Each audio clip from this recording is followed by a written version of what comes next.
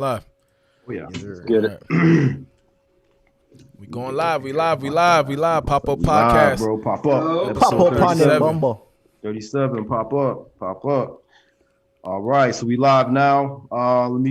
Let's get things kicked off. But I'm sure anybody that's who usually is with us and watches can notice that we got Special guests in the building. Special guests. Special That's right. guests in the Facts. building. Got two very special guests. First, we're gonna start with Nova. Nova is someone that we've known Nova for years. Very good friend of ours, amazing artist, Palm Beach. If you live in Palm Beach, I'm sure you already know who he is. He needs no introduction.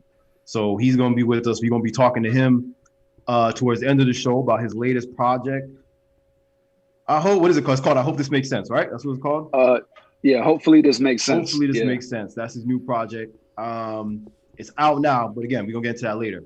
Also with us, we got Brian with us, who has a book. He's not only a musician, but Brian is also an author. And that book is right now on Amazon. You can find that. It's definitely, he's been dropping some gems on us before we even started, so I know he's about to drop some gems on y'all. Big facts. We gonna get into his project. I wish I had the flex bomb. Right. We need to get some bombs and just but yeah, so we're gonna talk to Brian about the book and his music stuff that he got going on, and that's definitely gonna be a move. But first off, we're gonna get into the other stuff that we usually talk about, the normal stuff. We're gonna talk about the sports first. We're gonna get into the NBA finals as we do every episode. We're gonna talk about that. As y'all know, it's the Bucks and the Suns. And last night was game 1 of this series, and the Suns took it home. They definitely took that home. Facts. They did a real good job. Shout out to Chris Paul.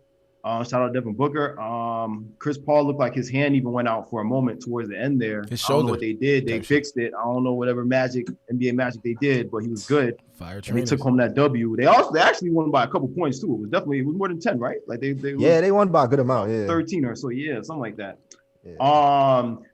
For me personally, I feel like that's going to be a prediction for what we're going to see the rest of the season. I don't think the Bucks and Giannis going to make too much noise, man. I don't think they're going to. Think so? It's not going to be a sweep. I don't see a sweep. But Clay, how you feeling about it? Bro, because I was gonna say, man, definitely the Suns got it when it comes to playing at home because they are psyching Giannis out. Yeah, and their defense was really good too. Yeah. But no, have you seen what the fans are doing? They're counting down the seconds when he's shooting. He's gotten better though, because I remember before they would get all the way up to they get up to 12 or something. But now he was getting at 10, and he was making them. He was yeah, man. But they couldn't get that W last night. They couldn't get that W. Don, did you get to check out the game or? I watched a little bit of it, and I was kind of distracted while watching it. But I watched a little bit of it, and Devin Booker, man. Devin Booker is might just be gonna tear up the freaking Bucks, bro. Yeah, he's not playing. I do like watching Giannis play. I'm like, damn, I kind of want Giannis to win a championship, but I don't see it happening, man. It look like the Suns gonna take it, dog. He played like a bitch. I'm just saying. Giannis played like a bitch. He played good for 10 games, and then he started playing like a bitch. And I think PJ Tucker wasn't really showing up last night either. I don't really see. Nah, and Middleton will have a 35-point game and then disappear too. That nigga's another one. But I do think that the loss. Do you know is the game tonight home for Phoenix or home? It's home for the Bucks. They're actually playing right now. Oh, so it's Phoenix again, home again for Phoenix. Yep, the two games at home and then 2 games away. So Bucks will get the next 2. All right, yeah, I know Brian said he didn't really get to check it out. He wasn't really much, looking into it. But Nova, have you been watching it all, or you got any predictions? Who you want to win? Who you care? Or Nah, definitely I'm going for the Suns, man. I'm not necessarily like a Suns fan, but I just feel like it would be really dope to see Chris Paul take one home. You know what I'm saying? I thought he's like more than deserved one at this point, you know what I'm saying? And due to injuries or whatever, he hasn't gotten it. But I ain't really been keeping up with it too much, man. I'm a Lakers fan, so it's like after the first round, I was just kind of like, whatever, you know what I'm saying? So not that first was round, almost sorry, me. they didn't even but it was just the whole thing was like, man, that's what I wanted to happen. I'm the same way with football. Anytime something comes off into the playoffs or my team either doesn't make it or gets knocked off early, it's just kind of like, I'll watch it, you know what I'm saying, if it's on, but I don't the interest just isn't there. Yeah, I feel you. I did lose interest for a second, and then the game started looking like really good. Like, you know what I'm saying? Right. Them games was coming down to like fourth quarter, last second, especially the last round. Because a lot of people were saying too, because I think what I heard, if I'm not mistaken, is that this is the first time since I think 2007 they said that it hasn't been either the Lakers or Golden State Warriors or LeBron and Steph in the led finals. Team. So for a lot of people, I guess they're like, "Ugh, this is weird." Like, you know what I'm saying? Like these two teams that don't have LeBron on it or Kobe Bryant, RIP. You know what I'm saying? So it's weird. But like I was saying on our last episode, I do appreciate the fact that it's kind of a tilt back into the normal NBA. You get what I'm saying? Like we're not just gonna keep, because even for a while we were constantly seeing like the Spurs and the, you know what I'm saying, like those Spurs, kind of teams, Lakers, like so Cavs, Warriors. Yeah, I feel you. Yeah, Cavs, Warriors. So it's refreshing to just see like, oh, the Bucks and the Suns, like wow, like, two small market teams. And like Nova was saying, Chris Paul for sure by now it's like well deserved. I feel like he definitely he deserves a ring, But what I'm gonna get y'all's opinion on, I've been reading too, people been saying like, do you think, this is the question I'm asking y'all, do you think it speaks volumes that Chris Paul was able to get to the NBA finals with Devin Booker, but not with James Harden? Nah, I'm not giving it that to Chris Paul, bro. I'm not. You're not giving that to Chris Paul? Not this year. Not this year. Because, bro, like the Suns kind of just ran into a luck pile, bro, with just injuries. Other teams just getting injured. Low key. You feel me? But then again, like it not necessarily luck if your team could stay healthy through the circumstances, but like every team that they was facing got injured. Lakers got injured. Yeah, the last series they was in, who was it? Yeah. The main star got injured. Kawhi got injured. So Kawhi was injured. So you know what I'm saying. I'm not gonna give it to him. I'm not gonna say that. But you know what I'm saying. It just, if he wins, I'm gonna give it to him still. Be like, yo, congratulations, like you did win this. But I'm not gonna say just because it's not James Harden, because he switched Devin Booker out for James Harden, and they had Chris Paul, James Harden, and Ayton. They'd be in the same position. The only reason why I would disagree is because, and nothing against James Harden, I think he's a great player. I'm still glad he's in fucking Brooklyn, being a Brooklyn fan and a New York Knicks fan. But like, I feel like when it comes to how Chris Paul and James Harden play, the two niggas that want the ball in their hand. Thanks. Devin Booker is a more off the ball shooter and a more off the ball player. So I feel like he was more of a compliment to Chris Paul as opposed to having James Harden. So that plus a young big man in DeAndre Ayton, who's playing phenomenal. I ain't gonna lie, he's been playing great all season. And like you said, it's just the fact that they were able to stay healthy. You got to give it to him this year. Word, yeah. I mean, like I said, a lot of people I was seeing on the internet was just basically saying like, "Yo, James Harden ain't it no more," because you know what I mean, like, because why he couldn't get to the finals with Chris Paul, but Devin Booker did it. You know what I mean? But there was issues towards the end of the day, between Chris Paul and James Harden and stuff like that. And overall, I ain't never really been on no real basketball team or sports team like that, but I'd assume if there's, internal conflicts with even your teammate like that, it makes it automatically harder to accomplish anything. You know what I'm saying? Because that's true.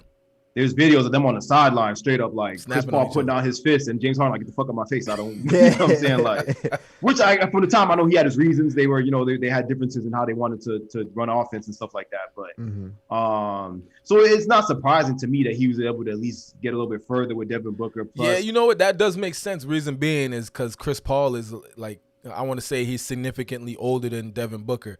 So Devin Booker ain't really gonna try him like James Harden would. You know what I'm saying? Yeah, like he's more looking at him like I respect your opinions and your exactly. Right. Yeah. So definitely gonna keep up with the finals. We're gonna see how game 2 goes tonight. I feel like the Suns might bring it home again, especially since it's home. But update on the score. It's 23-17 first quarter with 3 minutes left. Suns is up, or Bucks are up actually. Bucks are okay. Still time. Y'all know the NBA goes. Sport quarter. You know what I'm saying? Still time. Yeah. Yo, Jay. Yo. Really quick. Next year, who y'all think for the last couple of teams to make it to the championship, just based off how things look so far this year? You got any predictions right now? For next year? If everybody healthy, I'm saying Brooklyn and Golden State. That's what I'm hoping. I'm not gonna lie though. I kind of want to see LeBron in the mix again after not seeing him in the finals this year. I'd take Brooklyn and Lakers too. Yeah, I'd take Brooklyn and Lakers. I think that would be a Brooklyn and Lakers. I think that would be, if that was this finals, I think it would be way more hype. You know what I'm saying? What? It would be fucking nuts. Yeah. So everybody would have been having a party right now. We couldn't even do a podcast. God, I mean, this is a wishful thinking, but if it could be Knicks and Lakers, get that. Like if it, you know what I'm saying? New York City will blow up. You know what I mean? I don't know if they could get small again. You know, if they could stay in the groove like they did this season, again, improve for next. They had a great season, yeah. They had a great season, bro. I think, you know, if they could get it to be Knicks versus Lakers, however they maneuver it, that would be a hell of a finals. Wishful thinking. We'll see. We'll see, though. So, okay, we're going to maneuver into the next, then we're going to get into the entertainment portion. Let's talk about these rappers, because a couple of stuff, there was a, first off, I know there's some stuff going on in France. I don't know exactly what it was in Paris. It was some sort of fashion show or something. I don't know. There's always something going on in Paris. But James Harden, which coincidentally we were just talking about, and Lil Baby were in Paris. I just looked up the story recently. There's still some developing stuff going on that I'm looking up right now. But from what it looks of it is what they're saying is that Baby, you know, the weed regulations in Paris or like other parts of the world are really strict. Yeah. And what they're saying is Lil Baby was out there smoking a blunt or whatever he was smoking on the streets, if you saw the images when the police are approaching him, I guess that's what they caught him doing. And that's what he was arrested for. From what I'm reading here is that they're saying you can get up to a year in prison in France for weed, for just even having it on you. Oh, shit. I highly doubt Lil Baby's going to do a year in France. But we saw what happened with A$AP Rocky in wherever he was. What was that? Where was that again? I remember what you're talking about. I forgot where it was. I don't think it was Sweden. It was Sweden. It was Sweden. Was it Sweden? Yeah, I think so. It was Sweden. Yeah, I think it was Sweden. Oh, I thought I was wrong, but shit. But judging how that went, and that was just some sort of assault mix-up or whatever happened, and with somebody harassing them, yeah, and they kept A$AP for about what? It was like it was a year. I think it was about a year, and I think he only got released because because they started pressing it, and then he finally got the trial started, and then he got out. So Trump helped him low key. I ain't gonna lie. I think Trump, and I think Trump low key helped him a little bit in some type of way. So I don't know what y'all think about this. I'm gonna tell y'all my opinion. You know, to be honest, you know, because right now we have like a very, you know, weed is on the rise, as I like to call it, or at least the respect for weed, or people not viewing it as this, you know, killer thing that some people for some reason view it as. Mm-hmm. But just like with what's her name? Sha'Carri incident, rules is rules, depending on where you at, right? If you in the streets of New York or the streets of LA or the streets of Jamaica or whatever, even, and you get banned for some weed, it's like, all right, come on, man, you tripping. You know what I'm saying? Or if I saw a situation where an artist or somebody was smoking on the streets of those kind of places, I'd be like, all right, makes sense. But if you know you're in a place like France, just like Sha'Carri knew she was in the midst of about to be in the Olympics, you got to be on your P's and Q's, man. In my opinion, you got to be smarter. You got to move smarter. Even if you're a little baby and you can get out this situation tomorrow, this is a waste of time and money. You know what I'm saying? Like, especially to get banned up over some shit like I'm smoking a blunt in the outside. You know what I mean? Mm-hmm. Like, does that mean it's worth it for him to do a year in France over this shit? Not in my opinion, no. Clay, let me get your opinion on first. If this is what happened, if this is what Lil Baby got locked up for smoking a blunt on the streets of France, do you think it was smart, dumb? Do you think they should release him? What do you think? I think it was stupid.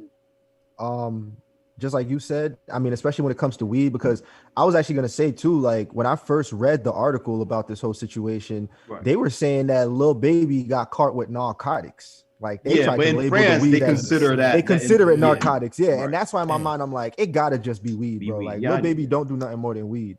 Yeah, especially not out in public, like, you know what I'm saying? Yeah, especially not in public. And he's with James Harden. Like I know James Harden not that mixy, you know what I'm saying? Word. So I mean, definitely I think it was a stupid move, especially I was gonna say one example, Wiz Khalifa. Like as big of a weed head as Wiz Khalifa is, and he's smart. He's clearly smart. He is very fucking smart. Like Wiz Khalifa's been all over the world, and you ain't never seen him. He ain't never been caught up for no weed, bro. Never caught for no weed. And then it's funny because obviously as time goes on, if you watch his interviews, he'll tell you how he got away with it or what he had to do to get high without necessarily smoking in places. Like the nigga told the story with Smoke DZA on Smoke DZA's podcast, how he put Smoke DZA onto like these THC pills. Right. So if you're gonna take a long flight, obviously you can't smoke on the plane. You can't even vape on the plane. Right. He's like, bro, just take this pill, bro. You valid. And Smoke did say he knocked for the whole plane ride. So it's like sometimes you gotta find other ways if you really need that fixed. Because I get it, you feel me? But you gotta be more responsible. Yeah. Don, how you feel? What you think? Yeah. Them boys is tripping out there. I mean, if you get caught up in a country like that or another country, just know I believe that they're gonna make an example You know what I'm saying? Out of these niggas, man. Like they Yes, gonna example find out of whatever and they're gonna make an example out of you. Like, oh, okay, this is, you know what I'm saying? You're getting the normal treatment. You're gonna get locked up. If the max or the minimum's a year, bro, I feel like they're gonna end up doing that year. I don't know how else they would get out. They not in America. You know what I'm saying? Like unless there's like even if they bail out.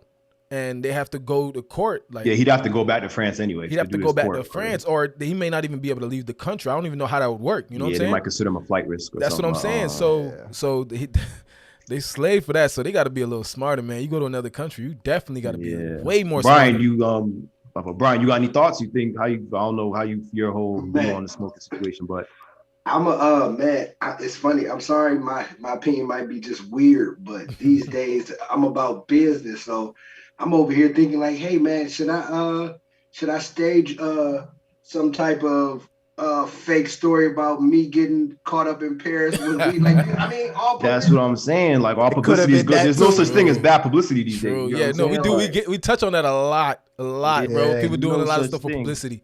That makes sense. I didn't even catch that. I don't like Dom said, he's in a different country. I don't think you should be able to get away from that, but these guys are tied in. They got money. It should be a walk in the park. It should be. Yeah. But 21 Savage did time, so you never know. Yeah, and that that could be the attitude too. I feel like maybe when people like or rappers especially are smoking or they in certain countries that are they frown upon it. I feel like they feel like, man, fuck, I could, you know what I mean. Worst case scenario, I'll pay a nigga and I get out. You know what I'm saying? But I don't think that's always the case. Nova, how you feeling? What you think about it?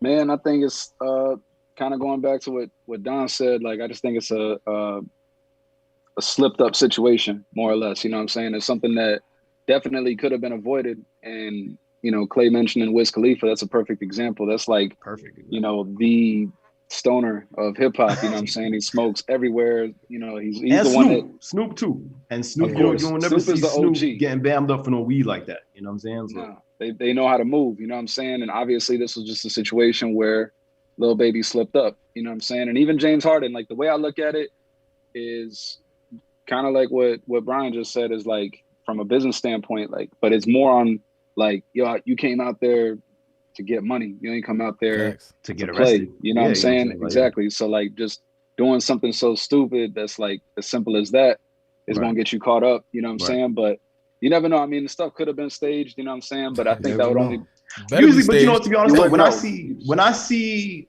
whether it be a situation like this or in America, overseas, whatever, when I see the actual police involved, I kind of lose the stage thing because usually police, they don't want a business with no stage, nothing. They're not actually. You know what I'm saying? So. And it's on the news because they're big people, like they're celebrities, you know what I'm saying? So it sells the story in itself. And I feel like, but from the police perspective, especially in a place like France, and you gotta remember, weed and all types of drugs ain't nothing new. Celebrities and stars and rich people from the 1930s, 40s, whatever, have been going out to places and experimenting with drugs. So you gotta understand when you a police officer and you live in places like France or Japan where weed is taken seriously, and you thinking to yourself like, man, the amount of people and celebrities that come through here, right? And they are all at least have the respect and knowledge to go do their shit wherever they go do it, or in their hotel room, Airbnb. You think I'm gonna sit here and watch you smoke a blunt in front of my face and not do it? You know what I'm saying? Like, I feel like that's the attitude they have on their mind. Like, that's true. We not about to watch you smoke this blunt in front of us because you Lil Baby. Like, that don't mean shit to us. You know what I mean? Like, like true story, and this don't got nothing to do, but this is just to show you the mindset. I used to work at this restaurant, and the head chef was from Romania, and there's two head chefs. The other head chef was from Scotland, right? So these are niggas who they're head chefs. This was a real prestigious restaurant. Like, it was like Michelin star rated. We would see celebrities coming through left and right. One night, Dwayne Wade and Gabrielle Union was there. We had to serve them. They had like a big bill. There was with people, mad people. We being the servers who were mostly minority, African-American or, Hispanic young men, we was geeked. Like, we was like, well, fucking dang, we dropping off this nigga's food. Like, you know what I'm saying? Like, we was dumb hype. And the chefs were just like, fuck Dwayne Wade. Like, who cares? You know what I'm saying? Like, they were like, they couldn't even understand why we were so geeked to serve this nigga. They were just like, bro, he's an NBA, like, they didn't care. The night when David Beckham pulled up, whole different story, my nigga. They would have let David Beckham do anything in that restaurant. You know what I'm saying? Like, the chefs I've never seen the chefs so mind scrambled. They were just like, oh, fuck David Beckham. And we were just like, damn, y'all geeked over David Beckham. You know what I'm saying? Like, not saying niggas don't fuck with David Beckham. He's clearly one of the biggest, you know what I'm saying? But I feel like when you're in places like France, yeah, you might be little baby, you making money, you doing James Harden, whatever. But to them, you're just like, you some black American niggas with money. You know what I'm saying? Facts, right. Because I don't think if that was somebody they had respect for, they probably would have, tripped like that. They probably fuck them, But like Don was saying, they're gonna try to make an example out of it if they can. You know what I mean? So, and as far as James Harden, I don't know if he was actually smoking too, or if he was just, from the pictures I saw, it looked like he was just trying to like see what was happening, and they didn't like that he was seeing what was happening. So yeah, he was trying to intervene, and that's why he got arrested. He thought he could pull that NBA player card. Not here, buddy. Yeah, he's like, I'm in the NBA. You ain't see me balling. Bring your ass here too. Facts, bro. But we're gonna keep up with that. We're gonna see what happens with Lil Baby, because like they say, he might do a year, but we'll see. Moving on, 4th of July, Sunday. I don't know if any of you are familiar with. I guess this guy's the owner of the 76ers, or co-owner. His name's Michael Rubin. And he threw a big ass party on Sunday. Had a bunch of rappers, actors, fashion designers, everybody. He's cool. He's cool with all the people that be going to the Sixers games. Yeah. All of them. Everybody was at this thing. Jay-Z was there. Beyonce was there. All them niggas there. Video came up today though, from what people were saying. It looks like for whatever reason, and this is going to be like a short conversation because we have no details on this. But Travis Scott and Meek Mill got in some kind of argument outside. The argument was actually so intense that it's the reason why the party ended at about 1:30 in the morning. Wow. People that were there said that it was enough for them to just be like, yo, shut the party down. Damn. Obviously, nobody from either camp has said anything, Meek Mill or Travis Scott. Keeping it under wraps. Right. I watched the video. You can't really see nothing except you can't even see Travis and Meek Mill themselves. It's just a bunch of people standing around them, but you hear them like yelling. So all we can really, I guess I'm gonna ask is like, what do y'all think? Do y'all, first off, I want to say I have a feeling, and this is just a assumption, that this has something to do with a woman. I don't know. I feel like 90% of the time these rappers these days, as soon as they get 100%. Bro, yeah, I feel like women. The midst of this got to have something to do with either Carly Jenner or Nicki, some shit. But I can almost guarantee it's over ago. So what do y'all think? Stupid. I think the funny thing about this, about to bring back the Twitter fingers. Eventually. Right, yeah, like which is funny because, like I said, I immediately went to his Twitter because I expected him to be the first person to talk about this. He learned his lesson. He hasn't said anything late yet. But it's funny because of kind of what Brian was saying too, how everything these days kind of seems like a marketing opportunity, or something that at least kick up a ruckus and get the attention, because ain't no such thing as no bad publicity these days. So, facts. What y'all think? Y'all think this is something real? Y'all think this is just James Harden? I'm not sorry. Y'all think this is just Meek Mill and Travis Scott drunk after the party trying to get some attention on them? What y'all think? Start with Don. You can start with you. What you think? Shit, I mean, if everybody was drunk, it could just two niggas drunk, probably just, you know what I'm saying? Yeah, not for nothing. This is the same party where Bobby Shmurda and Lil Uzi ended up having a freestyle dance competition. And James Harden was tickling Meek Mill in the corner. It was a very strange party. A lot of weird stuff was going on. I don't know what they was doing at this party, but it's one of them. It's one of them parties. Yo, who that Keeping Up with the Enterprises? They wanted to get our attention. Yo, what it do? What up? So this brings me back. I don't know if K Skrilla's in the chat, man, but he told me that these big celebrities be having them parties that you're going into, and they be, you know what I'm saying, messing with each other. It kind of makes me think of one of them parties, but nah. Yeah, I told nigga the other day he'd be right about some shit. And I feel like this might have been one of them. I feel like these celebrity parties be weird. Parties. And I was like, maybe even when they're in the party itself, they talk to each other like, what can we do? Because think about it, that's a lot of major influences and major minds and major money in the same place at the same time. You know what I'm saying? Yeah, the type of conversations them niggas probably have, like, so I can only imagine. Me personally, I feel like if it is real, it's something that's over probably some nonsense. They're probably just too drunk or whatever. And, you know what I'm saying? Appreciate it. I'm a great moderator. I agree. Thank you. I appreciate it. Some people don't agree, but shout out to the people that do. But yeah, so Nova, what you think? You think this is something serious, or is this another little hip hop nonsense that's going on? Nah, I mean, I didn't see the video, so I'm not sure exactly what everybody else saw. So I mean, I'm just going based off of hearing about this, but yeah, it's nothing. It's just yelling, straight up yelling. To me, it just seems like, you know, I've seen Travis Scott get into it before with somebody else, so I actually am convinced it probably is them just trying to do some sales or whatever, or put some attention on Meek, you know what I'm saying, or whoever the case is, because I know Travis he's always in the spotlight, man. So like, you never know. You can give Travis a call and be like, yo, can we do a little, you know what I'm saying, a little something, so that way the people think something's going on and put some attention on my name. So, you know, I know Meek Mill carries some leverage as well, but I just feel like Travis is definitely more relevant right now. So if anybody has something to offer, you know, it'll definitely be Trav. And not for nothing, like, now that y'all hearing y'all say that though, like, I'm starting to think that probably is the case, because I know people who have been around Travis Scott multiple times, especially as of recently, and they say that he's a real quiet dude. Like, unless you like in like, you know, interacting with him, for the most part, he'll just sit there high as fuck, just be chilling in his own zone. You know what I'm saying? Don't really be like paying too much attention to really anything. Right. So I mean, it's possible it could have just been something that was staged, or it just could have been some bullshit we don't know about. So we'll just have to wait and see. Facts. And you know, funny too, I'm gonna ask Brian his opinion on this. Like, another artist that I think in a more obvious way pulls these kind of, you know, stunts for money or attention is DaBaby, not Lil Baby, DaBaby. Yeah. It seems like with him, like it seems like with him, a lot of things these little events or these little controversies will come up around him, and it's always something that kind of just like puts him in the spotlight or puts attention on him. So let me ask you this, Brian, like, since you got the business mind and all that, do you think it's in artists these days' best interest to do stuff like that, to try to do these little, like, you know, I don't know what you would call them, but these little stunts, I guess, to create friction or create attention? I don't know how much money it costs to pull off some of this stuff. I guess it depends on what you're doing, but would you say it's worth it? Like, say you was a manager, an artist or something like that, would you tell him to do stuff like that? So I try to make it quick. The first book I published I just try to skip over that. This book I'm publishing right now. So what I'm kind of about to say is kind of in the second book, so I don't want to give up too much. Right.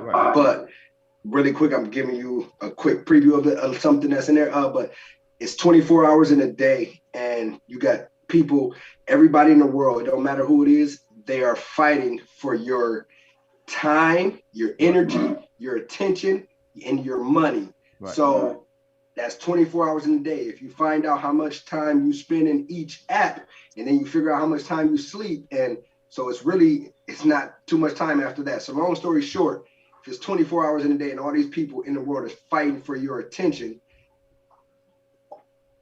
give it to him. Give me your attention. Give me all I need you. That's it. Just give me your attention. That's it. Give it to me.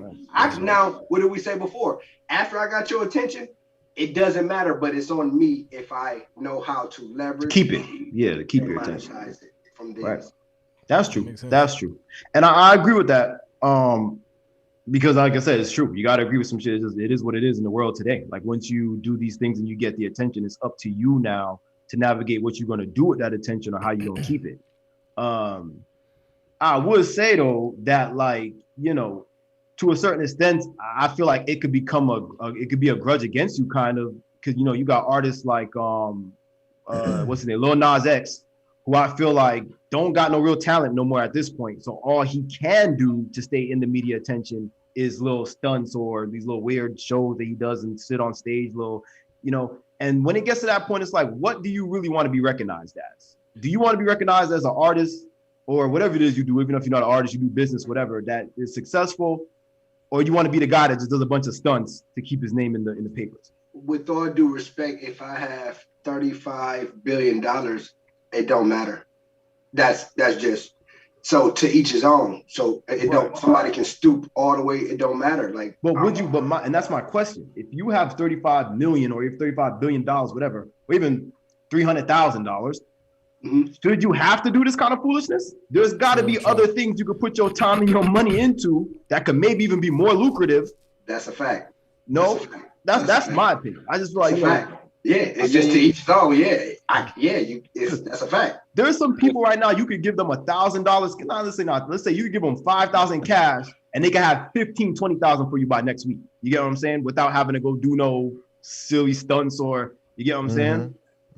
So that's my thing, really, is like, if you get to the point with your art or whatever it is that you do, that it's not lucrative in that way, do something business-wise. Take your money, open up a couple, don't Rick Ross own a bunch of wing stops. Like, Rick Ross don't got to make no hit record for the rest of his life. That's true. You know what I'm saying? I was thinking about the other day. I'm like, bro, I ain't really hear like Rick Ross lately. I'm like, hold up. Because he's chilling. He's taking his time. I seen that nigga in the Wingstop commercial on TV yesterday because they only serving thighs now or some shit. You know what I'm saying? Like, be that kind of nigga. Don't be the nigga that you got your record sold was number one on the billboards and you made how much millions or whatever.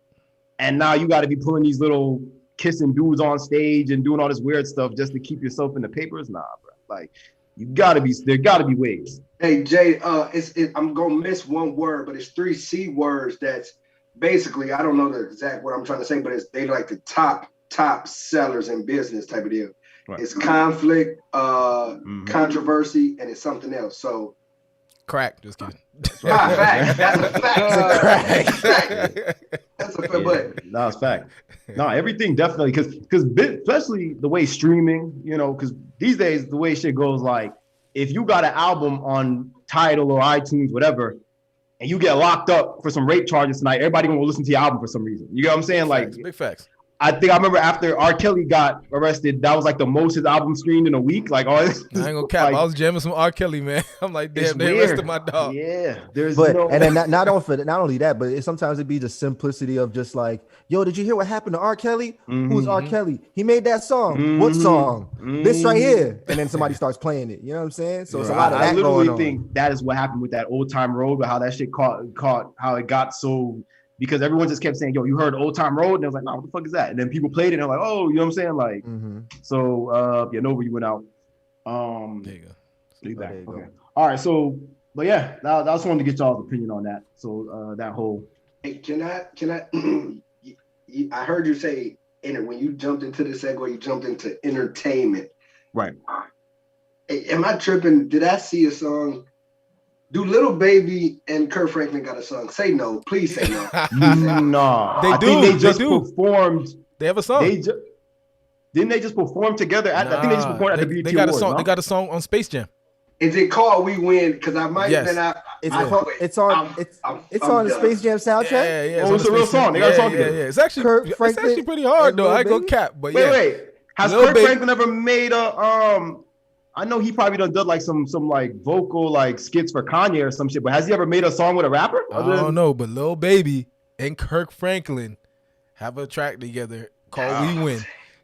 Yeah, man. Entertainment? What? I'm kind of buffooned. I'm like, I can't even say baffled. You heard the song, EJ? I heard it. Yeah, I heard it. I just want to make sure I ain't tripping. Yeah. I did hear it. I did hear it. It was actually pretty straight, but I was like Kirk Franklin. So what's the song like? Is it a gospel song or is it just like a motivational song? In my head, both big facts, gospel and big motivation. Yeah, exactly. Go hard, but like it kind of threw me off. Kirk Franklin and Lil Baby. No, they had to give him a bag for that, boy. Like, it's that Jesus walk feel, but not in the sense of Jesus walk. But right. Okay. We win. We win. Okay. Little Baby, hood and a little gospel. You gonna see them people. You gonna see people trying to perform that shit at church now. Watch. Yeah, bro. I'm saying they gonna be like, if I perform anything on the Sunday service, I want to do Kirk Franklin and Lil Baby. That's right. That's all you gonna hear the kids say at the Sunday service now. That's facts. I mean, that's a good look, and it's a good bridge for both worlds. You know what I'm saying? True. Like that is true. You know what I mean? It's a good bridge. That's funny as hell, though. We're gonna keep up with that.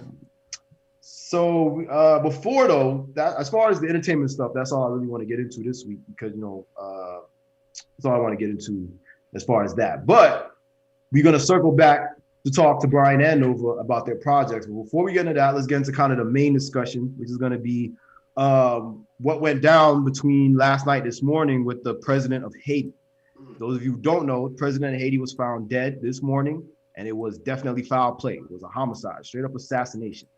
Details are still pretty scarce. The only most recent detail that we got is that about somewhere between 6 to 9 suspects were apprehended. They were arrested, and one of them is an American from Florida. Florida, the Florida man? Yeah, Florida man struck again. Oh my God, Florida man made it to Haiti. Yeah, Florida man. They really not giving us a good name here, man. Not at all. So I don't know what led them to these suspects or arresting these guys or what evidence they got, but apparently these guys, these 5 to 6 guys or whatever, plus this American from Florida, they're saying is somewhat responsible. So obviously, like I said, we don't got a lot of details, so we can't talk about things like why they did it or whatever. But we are going to discuss possible motives. One of the interesting motives that I heard today was from Buju Banton, the Jamaican reggae artist, one of the biggest artists in the history of reggae music, who recently did a 10-year bid. So naturally, Buju Banton himself, he has a lot of conspiracy theories about America, about COVID. If you follow him on Instagram, he'll talk about it often. It's not new. But what he was saying this morning is that he believes this was an inside job because the president of Haiti would not, direct quote from Buju Banton, the president of Haiti would not sell COVID to his country. And by that, I guess what he's saying is that the other countries like America, England, other foreign countries and stuff like that, islands, even like Jamaica himself, he was saying, basically accepted COVID and sold COVID and the vaccine to their people and participated in the catastrophe that was COVID. And he believes that because Haiti did not participate, that they sent people to deal with him or eliminate him or whatever. We're going to start with Clay. I'm going to ask you how you feel about that opinion and what you think your personal opinions are as to why this assassination happened. So you can go ahead and tell me what you think. Yeah, that is new to me. And the crazy thing is I follow Buju on Instagram, so I didn't even see that. I think he posted it today. Yeah, it was like today. Yeah, I'm definitely going to look for that reaction. But hearing that is definitely a sad thing. And hey, I mean, call me crazy, but I fucking believe it to an extent. In terms of, it's always not to get too far off topic, but it's always been a conversation that I have with people to really think about how COVID even came about. You know what I'm saying? Because not to get too much into it, but just hearing that explanation from Buju, it's sad. And I know a lot of people in Haiti, especially Haiti itself, is going through a lot of internal turmoil. You know what I'm saying? The people are always at war. I mean, I believe it. I mean, as far as third world countries go, everybody knows you got to be careful when you go outside of America. But like Haiti is one of the places where like people walking around with AKs and shit like that, like it's regular because anything can happen. So definitely, I hope it doesn't. I mean, they went into this nigga's house. Bro. He wasn't on the street. Yeah. Don't get it twisted. I know they went into his house. But I'm just saying, like his wife got shot too. They I know. Shot him in the bed. Yeah, I know. I know they got in his house and killed him in his house. But what I'm saying is, I just hope it doesn't erupt Haiti into more bullshit. You know what I'm saying? Right. From what I've seen, it's been more sorrow and people have been like, yeah, they've been straight. They haven't really going crazy like that. Yeah, but I definitely pray. I pray for all my fellow Zos. I got a lot of Haitian friends, Facts. So I just hope Haiti could hold it down, and we prosecute them dudes the way they're supposed to, because that was really fucked up. So, in your opinion, you're saying you think that what Buju is saying has some leverage, like you feel like that? Yeah, because I mean, like I said, the COVID thing, we can go into a whole nother topic, but I mean, hearing that, it sounds like it could have been possible. I mean, especially if an American went in and did that shit. And because I seen the video, the two people being carried by the people of Haiti or whatever with their hands tied behind their back, and I would have never thought they were American. Not to judge a book. No, not all of them. That's what I'm saying. But not all of them is American. I think they caught about 7 dudes, I believe 6 or 7. The whole rest of them, I think, straight up. Yeah, I seen when 2 of them, the first 2 were being dragged. Yeah, that's what I'm saying. They were black that you saw. They was like, no, they look Hispanic. Yeah, and that's the weird thing too. I saw a still photo of all the dudes like sitting down with thing, and most of them looked like they were like Hispanic, like they were like. And then that's what I heard before anyone was even caught. Yeah, and that's what I thought. Before anyone was even caught, they said that the most they know is that the people that came in and did the job were Hispanic speaking. So I'm like, yo, I hope DR not trying to beef with Haiti. Like that was my first reaction thinking when I heard that news. But, yeah. So, but Nova, let me get what you think. How you have any opinions on it or any thoughts, or you feel like it's just sometimes shit like this happens? Definitely not just that. I feel like it's definitely something sad, more or less. You know what I'm saying? Like the fact that, I mean, like the motive. I'm sorry. I mean, like not the situation itself. I mean, like the motive as to why it happened. I think there was definitely money involved in some degree, right. And I think that's definitely the reason for something like this. Like I was just on Netflix the other day watching Denzel Washington's Pelican Brief. I don't know if y'all ever seen that, but that's like That's almost like spot on. They killed 2 Supreme Court justices, and it was the White House administration that was behind it. So you never know. Like you said, like, you know, they got a partnered island with DR. You know, hopefully it's not DR. Hopefully it's not the cartel. Hopefully it's not, you know what I'm saying, whatever. But nonetheless, like, shit happened. It's fucked up. They shot his wife. You know what I'm saying? It just shows that there's like some major problems going on over there that need attention. And, you know what I'm saying, whatever the motive was behind it, I honestly think it's going to come to light like soon. You know what I'm saying? Whatever it was. Right. True.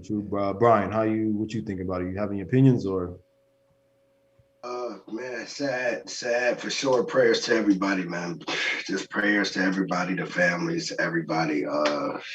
That's wild, Jay. I ain't got too much for you. I just want to say prayers and condolences to everybody. That's most important. My Don, what about you? My thoughts on it. You know, I be trying to stay away from the conspiracy stuff, but sometimes like situations like get you to a point where like there has to be some kind of conspiracy to this situation. You know what I mean?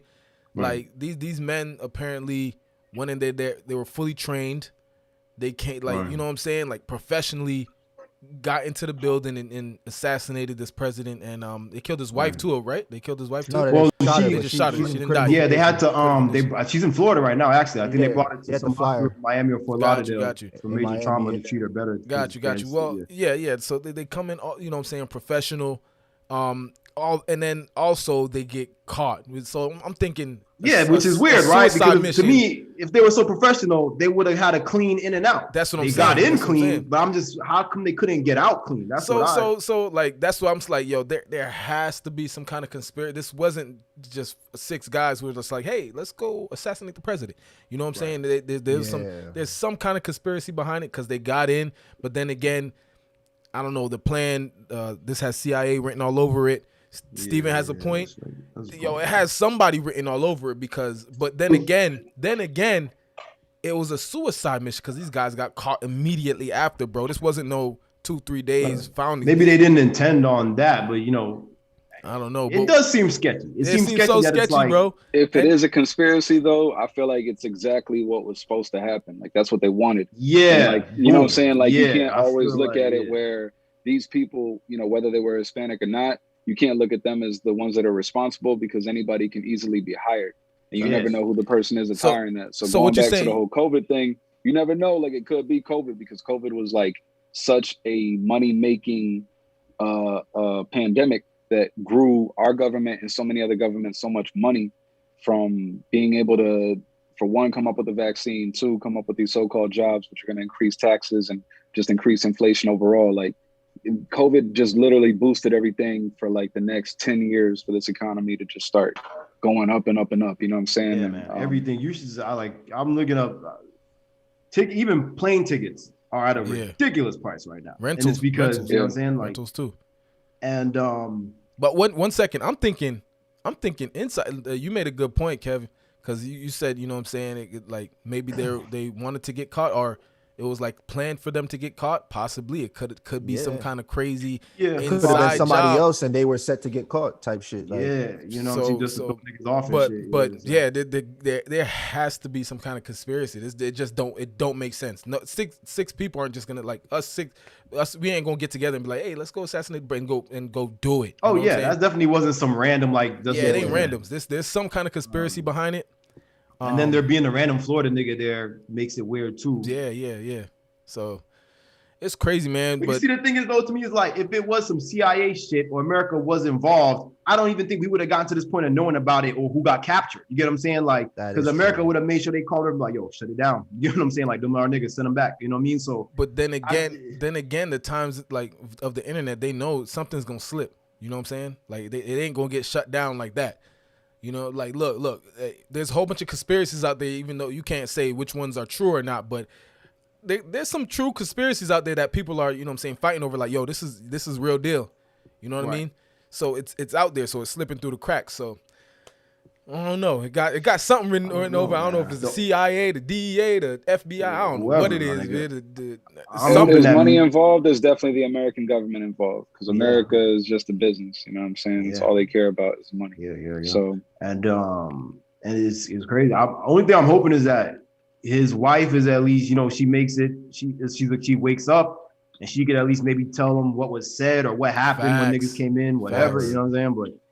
But because I look at Russia, bro, they tried to kill that one dude the other day. The dude that, you know, the Russian dude that I always forget his name. It's like the president. Something. Yeah. They tried to put, you know, some poison shit in his boxers. And he was hospitalized in Germany. You know, they saved him or whatever. So sometimes these things do happen, but they don't go as planned. You know what I mean? And you kind of just got to backtrack, and the government got to make up for whatever went wrong. But this does look fishy. What everybody needs to do, well, at least a lot of people that's close to the situation, they need to monitor his wife, because if she just passes away randomly and they get rid of her, you know what I'm saying? Just like what they said, what happened to Martin Luther King after he died. You know what I'm saying? Like they said that he didn't even die from the bullet. Somebody came and killed him in the hospital. You feel me? That I don't know if it's conspiracy. I heard it's like a legit thing. Like he didn't die from the shot. He died in the hospital, and somebody killed him in the hospital.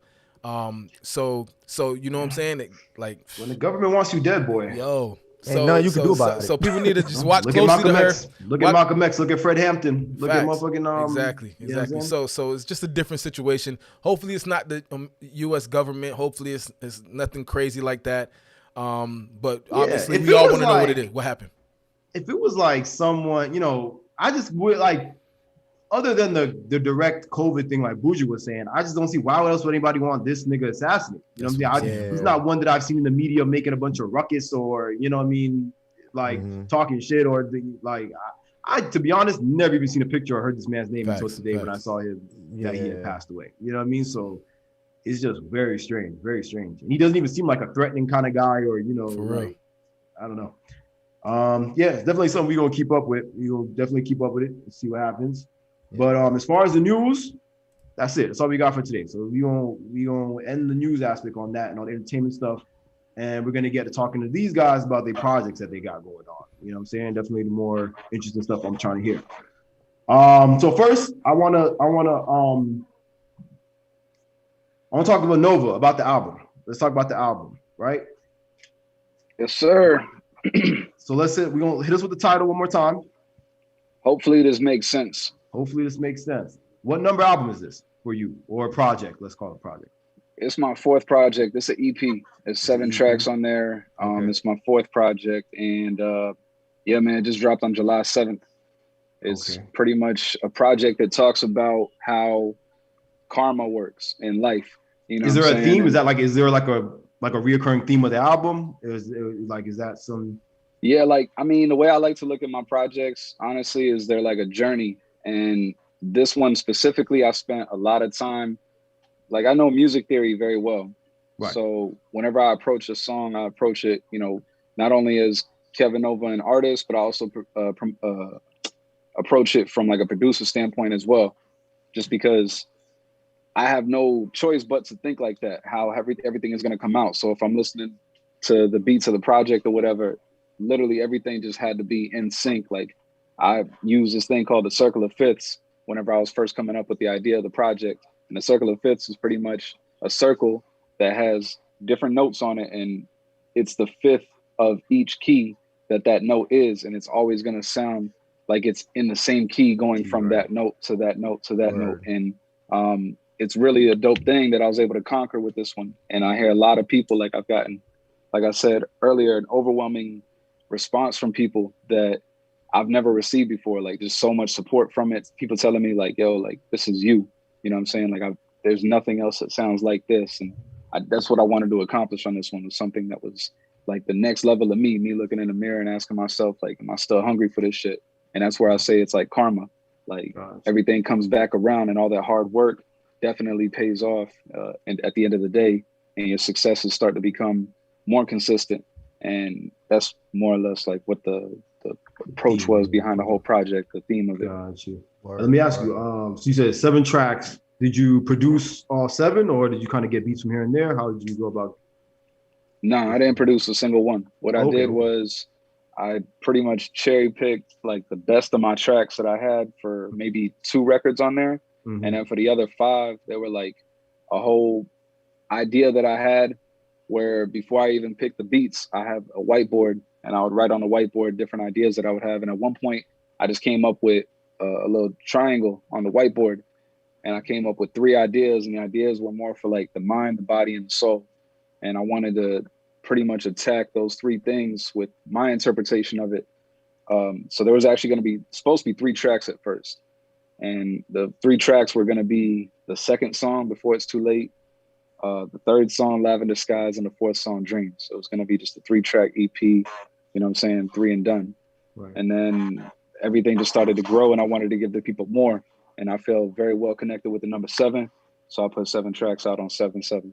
Gotcha. Yeah, what's your favorite track on the whole album? I was going to ask that too. Word. Man, right now it's Before It's Too Late, which is the second song. It's a track that pretty much talks about like me being ready to take this journey, because there's a lot of things out there that can make you feel as though they're holding you back, but they're not. Right. It's really up to you to continue on going. And that's what that track was like where I really look in the mirror and I'm asking myself, like, am I ready for this? Like, nah, not even a question. Like, I'm ready for this. You know what I'm saying? It's 2 alter egos of myself speaking to each other. And it almost feels like you're on like a plane whenever it's taking off, right, and you're in the clouds and you're about to land. And that's why I feel like the whole project is like in the very beginning, it's like a takeoff. And by the end of the project, you know what I'm saying? The plane is smoothly landing. Yeah. Right. So one thing about Kev, man, he gonna craft his thing like well crafted, like 100%. I don't know how much hours you put in the studio, bro, but I feel like he was in the studio fucking like every single day doing 8-hour blocks. Like, so yeah. I give it up to you for that. And it shows, like when I listen to the whole project about 5-6 times today. And like you crafted that well, you know what I'm saying? Like when you listen to a project, sometimes you can feel the energy of the project. So everything that you're explaining, you know what I'm saying, you can kind of feel that within the project, you know what I'm saying? So amazing project. Like I told you earlier, I spoke to you early on the phone, like this shit hits, bro, and just keep pushing. And I appreciate that, man, for real. Facts. Let me ask you this more so related to like your process. When you're doing like a project or EP, album, whatever, mixtape, do you record and write in the sense of like, all right, this is the project, I'm doing it, everything I write and record is going towards that? Or do you more so do it like, all right, I have these songs, I'm gonna get them out, and then I'm gonna go through them and see which is the ones best fitting for this project? Like, what's your process? I like that question. What I do pretty much is I do have the whole like thesis of the project crafted prior to me even doing it.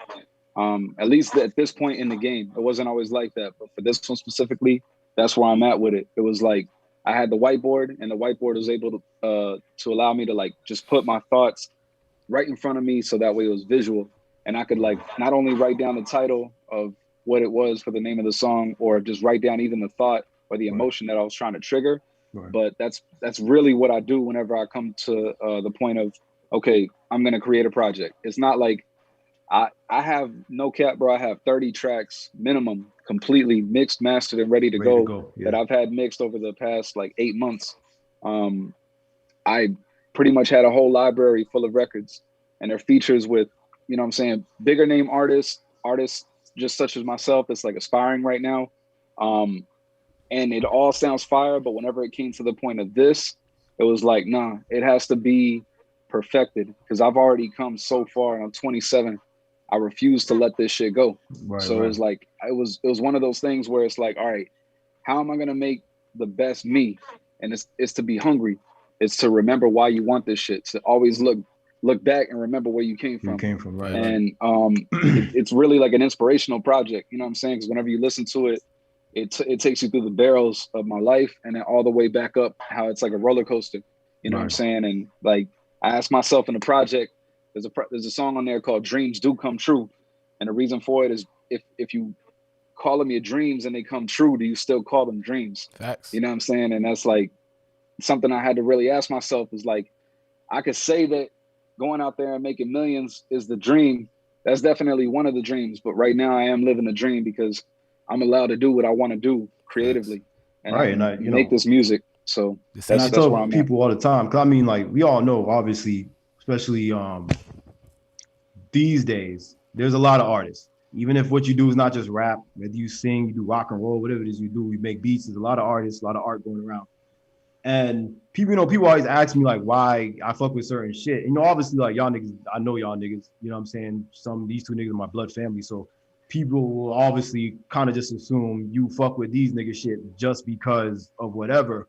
But I always tell people like the thing that I noticed like with y'all shit, like you, Nova, and I mean, Don too, Clay, like when y'all have projects, they're like actual projects. You get what I'm saying? There's a lot of artists who are on like, the independent level. I'm still trying to get my shit up, where it's like they just work. They just, you know what I'm saying? They just making songs. Once in a while, they'll throw some songs that don't even got nothing to do together on an album and tell people to go download it, listen to it. Y'all niggas don't ever do that. Like every time I see y'all putting together a project, it looks like y'all definitely tried to construct it, make sure the songs were mixed, that they sound good. You know what I mean? Like, and I think that's what separates a lot of independent artists from other independent artists. You know what I mean? And in my opinion, what is worth listening to and giving a shot, and then other niggas that, because I'm only gonna respect your work as much as you respect it. You know what I'm saying? Facts.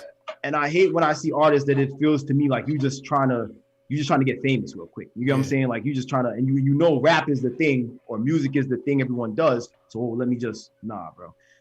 It don't work like that. Don't work like not that. For me. Nah. And so with that being said, this is gonna be my last question for you, and I'll see if Clay has anything to ask, he can ask. But and I guess Don, you kind of answered this too. You guys are artists who have been independent artists and doing your thing for a long time, for years. You know what I mean? And obviously y'all aren't like, performing at the fucking BET Awards, but you guys have established some type of name where you live and around, where you are, where it's like, and connections and people that matter, where you can, like you said, you could work and do what you love to do. You could go do shows and go home. And to me, that's what matters. So that being said, let me ask y'all this, like specifically Nova, what would be your advice to anyone, even in Palm Beach, Florida, where you live, out here in New York, where I am, any independent artists that's still, they still working on the come up, they're still in the studio trying to make their albums, their tapes, and they're getting kind of discouraged. Let's put it that way. Like they kind of like, man, shit ain't kicking, shit ain't happening. What would be your advice as far as like, sticking to what you do if you really love it and keeping it going? The best way I could say it is like, if you're an artist and you're asking yourself that, it's probably because you're not making any money off of music. And I think you have to put yourself. Sorry to interrupt, but what if it's not the money? Because like I've spoken to people I know personally that do, even if it's not music, but they might be artists or whatever, they trying to make movies, whatever they do. And it's like, bro, it's not about the money, it's the recognition. I want people to know that I feel like I'm very talented, and I want people to know what I do. I want people to see my work, and I want people to be moved by my work, but ain't nothing happening. Ain't nothing kicking off. I mean, truthfully, those are the moments that make you, you know what I'm saying? Right. They either make you or they break you. So you got to like push through those moments if you really want to do this shit, because just like anything else in life, you know what I'm saying? You got your highs and you got your lows, and you got to take them both, you know what I'm saying, with a grain of salt and just push through that shit. So like me, like I said, I'm 27. This is my 4th project. There's a lot of artists that have more clout than what I do, have dropped one single and are buzzing in the exact same area where I'm at. The difference is I'm patient, and I'm not saying anything against their craft or what they do, but I'm patient because I know that my stuff has substance. I know that my stuff has musicality. Thanks. I know that I care about my shit. And it's like, you can't, like this project, for example, to me, it's a masterpiece. Like I grew up on the best projects. I grew up on the College Dropout. I grew up on the Blueprint. I grew up on Illmatic. You know what I'm saying? I can go down the list. But the hip hop projects that I grew up on, they made me be the type of person that I just want to give and contribute what I can to this culture of hip hop. That's really my goal, my mission is like, how can I be one person that can just contribute rather than be one, like all these people that are taken away from it. You know what I'm saying? I refuse to be a statistic when it comes down to that. I want to be somebody that puts out real music. And that's what I did. I took the word try out of my dictionary completely, out of my vocabulary. And I'm doing it. I'm either doing it or I'm not doing it. So when it comes down to this, like that's what I'm doing. Brian, you got something? Just like Nova said, like he said it all right, like just the patience and everything. What I was gonna say was just to piggyback off of it. I would say to somebody, first off, like if he was giving up, it didn't matter. Like you said, if it's just not going this way type of deal. First of all, but I would stop and then I'll go back and say, hey, because this is something I learned. You gotta, before you put your hands to anything like mowing the lawn, before you put your hands on this, you gotta count the cost. Do you want this? How bad do you want it? And will you until you get it without everything against it? That's now with that, boy, I just lost it. But yeah, just that right there. So how do you want it? I mean, you know, I want to add something to that question too. I believe that like if you're pushing, you know what I'm saying, like going in like me, all of us, you know what I'm saying? You're in the spot where you need to be at the moment. You know what I'm saying? So a lot of people you say is like on a local level, like people asking the questions, yo, why am I not getting this amount of recognition? But I always say, like, once you get to a certain point, you're always gonna want more. So you're not the only person asking that question. Somebody like I can't think of a mid-grade artist at the top of my head. Okay, somebody like let's say, I don't know if you guys know him, but BFB the Pac-Man, right? He's I don't know if any of y'all know him. He's from the Midwest area, but he's buzzing right now on a undergroundish level. Like he's right there, could bust, but not busting yet. Somebody like him probably like, yo, why haven't I really bust yet? You know what I'm saying? Like why am I not on the baby level yet? You know what I mean? Right. So no matter, I believe like no matter where you at, you're always gonna want more, and you're always gonna have that question. But in reality, how I believe it is, like you're always where you're at, you're always where you need to be, and you just have to continue pushing and just enjoy the journey. You know what I'm saying? It's life. You gotta love the journey, enjoy it, push. You know what I'm saying? And you're gonna always be where you need to be. You're just gonna keep reaping the benefits of what you do. Man. Yeah, and just to kind of final off on it, just to add a little bit, because Brian actually started off with a good point of what I was gonna say, and that is to stop. You know what I'm saying? Sometimes when you want something so bad and you know you've been pushing, like especially I know we all been getting fucked by this new algorithm on Instagram with our numbers and shit. You know what I'm saying? Like, but for real though, like I sometimes look at that because there's days where shit goes good and then there's days when it don't. So days when it don't, you got to sit and really critique yourself. You know what I'm saying? A lot of artists and not just musicians shy away from critiquing themselves the way another person would if they didn't know them. You know what I'm saying? Really giving an honest critique, like, yo, this shit is not it. Like, I got to go back to the drawing board. But sometimes it's necessary. But at the same time, though, don't always downplay yourself. Don't always feel like you got to go back to the drawing board. If you got shit that's good and you got shit that your homies have told you that's good, count your blessings too, because sometimes that's what keeps you back on the path. Like, yo, I may not have 50,000 people listening to my shit, but I got 10 people that if I don't drop something every week, they hunting me down like, yo, where the next track at, bro? Where the next track at? You know what I'm saying? So you got to count your blessings same time. Fact, can I just throw this last one in there? Go ahead. When I first started doing all this with this business and everything, I was making posts and I wasn't getting the feedback I wanted from certain people. So I was like, dang. So I'm like, once I started processing everything, I'm like, okay, nobody really happy for me as happy as I am for myself. So it clicked. You can't expect nobody to be happy for you. You got to be happy and proud for yourself. So then it was like, okay, so I got this bar for this song that I wrote. It says something like, I'm the one that they rooting for. If ain't nobody in the crowd, tell me what you shooting for. So basically, like, if ain't nobody in the crowd, if you was in the world by yourself, would you still get on stage and play this violin you so in love with? True. That's a fact. That's a fact. And that's true. And I feel the same way. Like, you know what I mean? If the first part of being successful in something, you gotta really want it, my nigga, because I done seen people that have been successful in things, and it's never easy. You know what I'm saying? Like, you're gonna have to sacrifice, you're gonna have to give up time, you're gonna have to give up things that you love, maybe even people you love. Like, and so to me, when people sometimes get to that point where they're like, fuck, like, this shit's not working out, it's like, well, do you even really want it, my nigga? You know what I'm saying? Because if you worried about that, you get what I mean? Yeah. And it is, I do get it though, because it's a catch-22 kind of, because especially these days when you're specifically trying to be a musician, your whole thing is kind of based off of other people liking your shit. And you know what I'm saying? So, because like Brian said, like, if nobody was in the audience, what you shooting for? But then it's like, damn, like, if there ain't no audience, what am I even doing it for? Like, because it ain't like, so as much as you could want to do something for yourself and be like, yo, there's still these things that we all as young men and young women that we're trying to get into that we got to rely on our peers to some extent. You know what I mean? Because which sucks sometimes because your peers could be your worst enemy and your worst, you know what I mean, your worst critics and your worst haters. But we do got to rely on each other, you know? So, but I do get you saying, like, you gotta want it, bro. That's it's like even step. If you get that one, if you only had one sale, if you sold no records, if you never sold any books, would you still do it? Yeah. Which was weird because that was going to be my closing question for Nova before we started, you know, talking to Brian. But I was going to ask, like, you know, like I said, y'all upcoming artists or whatever, you know, records in, EPs in.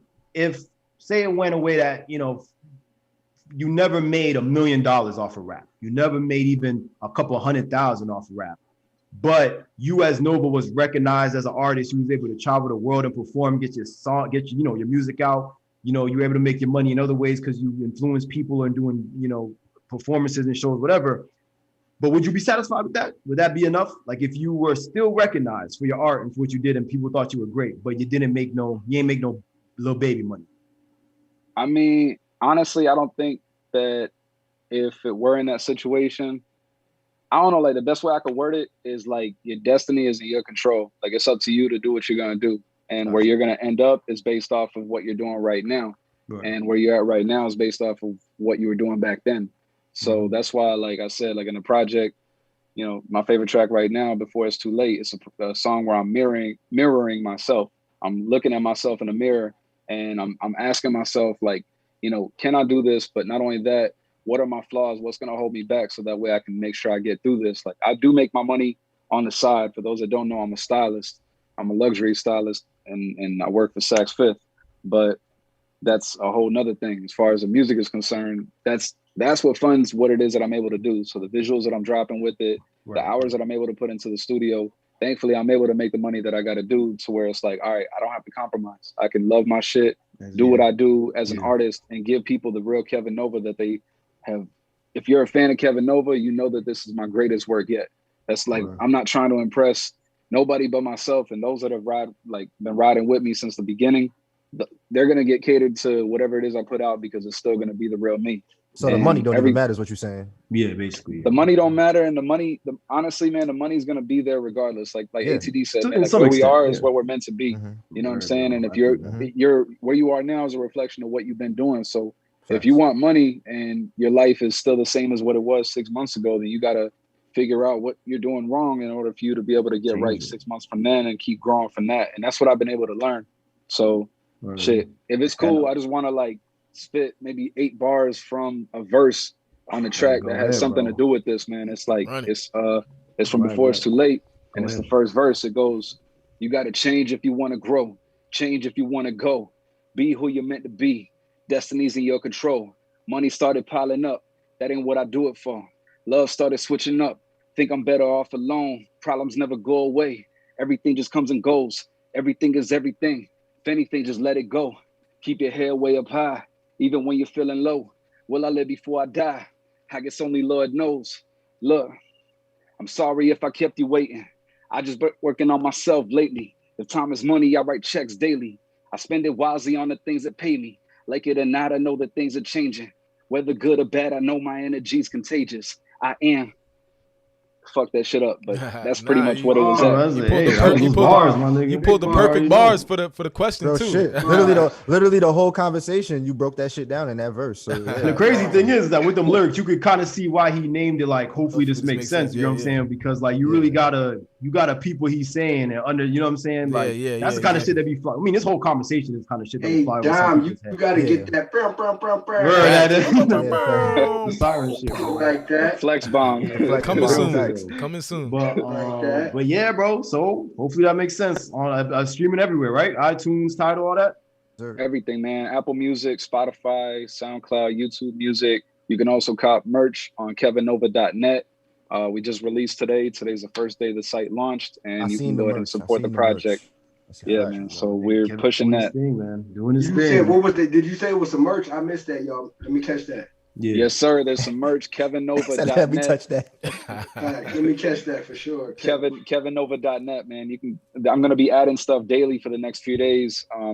and the stuff immediately gets, made custom for you and shipped out. Well, custom to the degree where it's like made right on the spot. But it gets shipped out to you right after the purchase is made. That's it. And man, I know you gonna definitely take off with that. I know, because you, like you said, you got a sense of style. You're a stylist. Facts.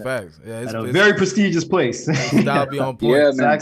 Sax ain't for the faint of heart. That's for sure. So, yo, Jay. Yo. Can we ask Nova his favorite top 3 rappers or something? We should do that. That is a very good request there, Nova. That's time to Brian. Let's hear it. What's your top 3? Matter of fact, if you could hit us with maybe the top 5, you know what I mean? I wouldn't mind hearing your top 5. Let me ask Brian real quick though. Does it have to be just alive, or are we talking dead or alive? However, it don't matter. Just all right. So top 5 dead or alive, Kevin. Top 5 dead or alive, I would have to definitely give it to Pac, because I feel like his passion just led him to be everything that he is even today. Right. Definitely got to give it to Hove, because I feel like he set the reference for a business mindset, a CEO mindset in this game, along with others, but he was the main one to do it. Yeah, pioneer. I would definitely have to give it to Kanye, because I feel like Kanye showed that you can evolve your sound tremendously over time, and you can still have a successful career with it. My 4th would have to be Cole, just because I feel like Cole has been able to stay at the top for so long, and it took him a long time for him to be able to get to the top. And my 5th, personally, it would have to be Nas. I'm gonna give it to Nas, because I feel like, shout out to you for that, man. Because a lot of people don't be putting Nas in that top 5. I feel like he don't be getting the respect that he deserves, but he definitely top 5. I don't care what nobody say. He definitely influenced me, man. Illmatic, Stillmatic. You know what I'm saying? It was written. Even God's Life Son, is Good. Facts. Like he had, God's Son is incredible. All of it, man. Like it was just really a dope songwriter. He's a dope songwriter and a great storyteller. It's just amazing how he can put stories together, and the way his flows just like grow with the story itself. It was like something nuts growing up. You know what I'm saying? I still have posters of Nas in the room.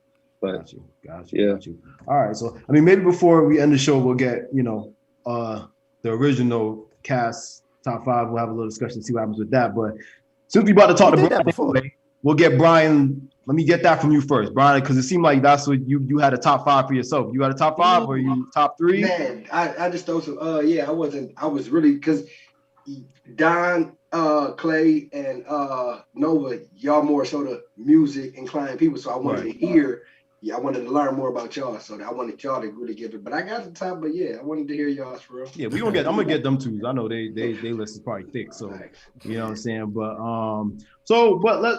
let's talk to Brian. Let's talk to Brian. Like we mentioned earlier in the episode, my man is an author of a book. There's not many people that I think I even know personally that I can say that. You know what I'm saying? So definitely shout out to you, bro. A lot of brothers need to get like you. You know what I'm saying? Because that's something that you don't see or hear every day. It's called The Mind of a Pioneer, right? Or the mind of Mind of a Pioneer. That's what it's called. You see my dog got the hat. He got the brand. Wearing the brand. You see it. Pioneer clothes. You already know he's not playing. So talk to us, Brian. First, talk to us about what is this book about? This, I know you said you got part 2 coming up, the sequel. What is this first book about? Like, how did you come up? What got you to the point of saying, like, all right, I need to just make a book. Like, I got too much shit on my, you know what I'm saying? Like, and also, what is it about? What can people learn and take away from it? The book kind of came up kind of random. It kind of came up random with the clothing line. Right. I also developed a fitness app, but all 3 of those came up random. I was working on a business plan for flipping cars, real estate, and training facility. No. But so the book is more so business and marketing 101, becoming an entrepreneur memoir, so to speak. Right, got you. Yeah, that's what we cover. And so would you say, as far as the creation of the book, or the, what you say in it, the direct quotes, everything that's in it, was it hard? Was it difficult? Or was it just flowing? Like, was this just coming to you? Was it easy? Yeah, the book wrote itself. I didn't even have to write it. I didn't have to write it. I just had to recollect how the universe, but God allowed everything to click. And I'm like, oh, snap. So I was just really writing. After I made the clothing line, after I made the app, I just got to thinking to myself, like, yo, why are you so business inclined all of a sudden? And so I started writing down a lot of jobs I worked at. Okay, I remember I did this I bought this real estate book. I took this accounting class, this business 101 class. The guy taught me this. And I'm like, oh, snap, you got a book on your hands. Wow. Yeah. And then so and from there you just, and so, and another thing too is, you know, I'm sure a lot of people have either had the idea or thought of a book or I should make a book. But along with other things, you know, I think it's sometimes it's that first step where some people don't know what to do or how to get it started, or, you know what I mean? Was that something that was difficult for you, or you were just straight up like, yo, I'm on it, like, you know what I'm saying? Whatever it is, I'm gonna figure it out. Or was it a struggle kind of?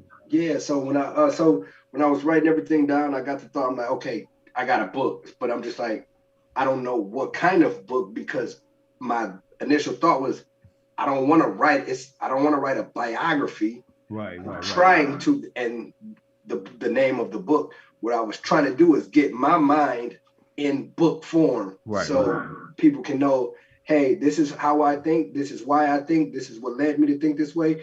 And here you have it in book form. Now you have the mind of a pioneer. Right. And dude, was it as far as like how you guys? So when you were you said you put from what was in your mind and you tried to put it in book form. Is it all just straight up kind of just like telling people or instructing them how to do? Are there personal stories from you and your life in there? Like, is it a mix? What exactly can they look for? Yeah, so I was trying to make it, my goal was to make it a business and marketing, becoming an entrepreneur memoir. Right. But so I wanted it to be a business 101, just me straight up teaching the fundamentals and principles of business. Like a textbook almost kind of. Like exactly. Right.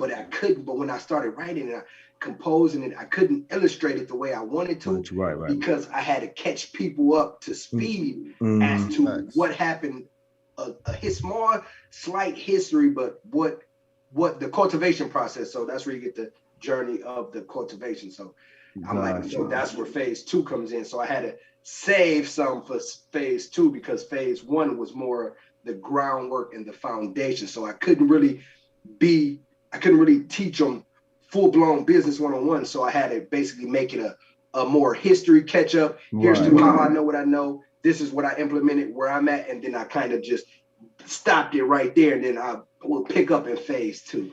Gotcha. And I think that makes it more interesting, because I think people react more better to like hearing people's, you know, stories facts. Of what's the actual experiences that you went through, as opposed to like, oh, here's a textbook of me telling you, you know what I mean? So yeah, you want to hear what somebody else did that worked. Yeah, that you know worked. What I'm saying? Yeah, for so sure.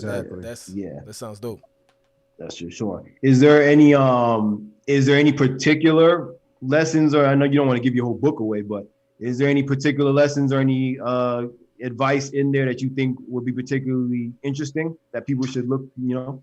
Yeah, so like I said, I saved a lot for 2. I saved a lot for phase 2, book 2, phase 2. So I can really get into, I'll give you guys a hint really quick. This first book is called The Mind of a Pioneer, The Journey of the Cultivation, phase 1. The second book is called The Mind of a Pioneer, Business Protocol, The Blueprint, phase 2. So the first book, I couldn't.